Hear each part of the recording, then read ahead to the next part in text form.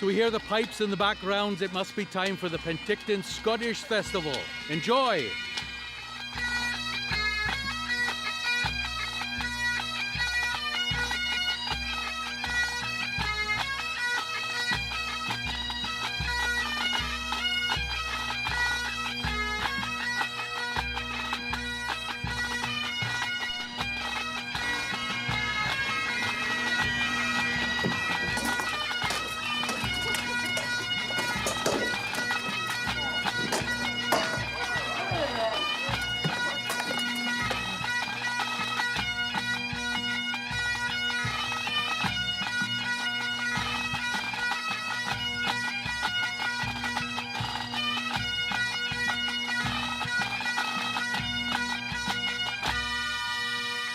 Heavy events in the Scottish athletics. The essence of it, well, where it started from was the strongmen of the clan would get together to compete to see who would be the protector of the chieftain of the clans, right? A lot of people figured also had part to do with military training.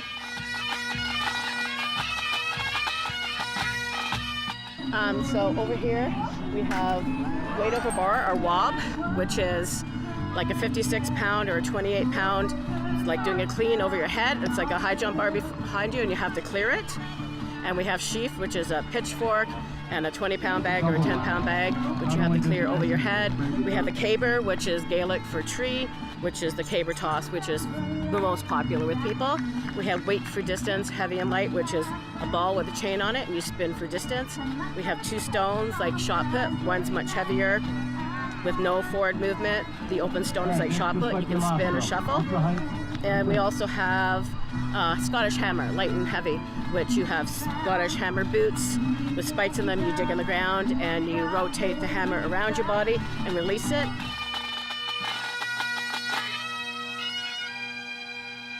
About 14 years ago, actually a few years before that, I had gotten a really bad car accident and had problems walking for 6 months. So I thought after my firefighting career sort of took a dive because of that, that if I came back, my test to be strong again would be if I could toss a caber.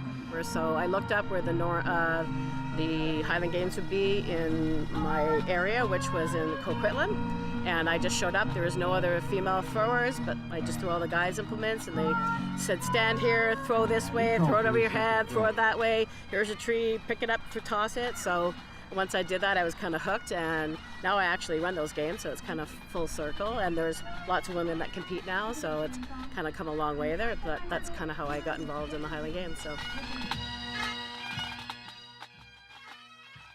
it's still a more male-dominated sport, throwing heavy things, but there's the amount of women that have come in since I started has like quadrupled, so it's awesome. So we're the fastest growing division at any of the games you go to, so it's great. So I started practicing last July, and this May I started competing.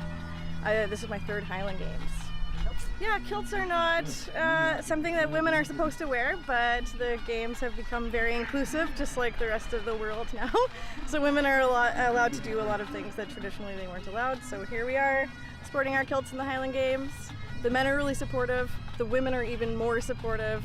They're all welcoming, and we call each other Highland sisters, and it's a really good group to be a part of. I used to run a women's throwing clinic in St. Louis, just women, so we had women from all over North America that would come there.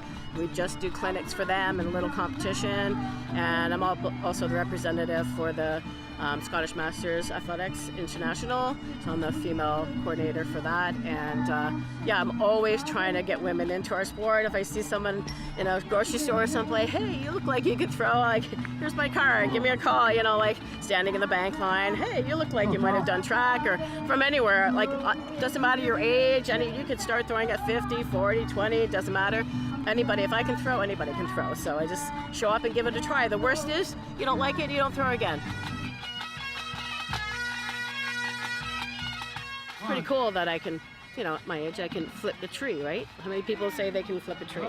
So if my body holds out and I can still stay strong and train, I will do it as long as my body will let me. So it's such a great sport and I love it, and it gives you something to train for and stay strong for it. I don't garden, I don't sew, so my hobby is flipping trees. So everybody needs a hobby, as they say.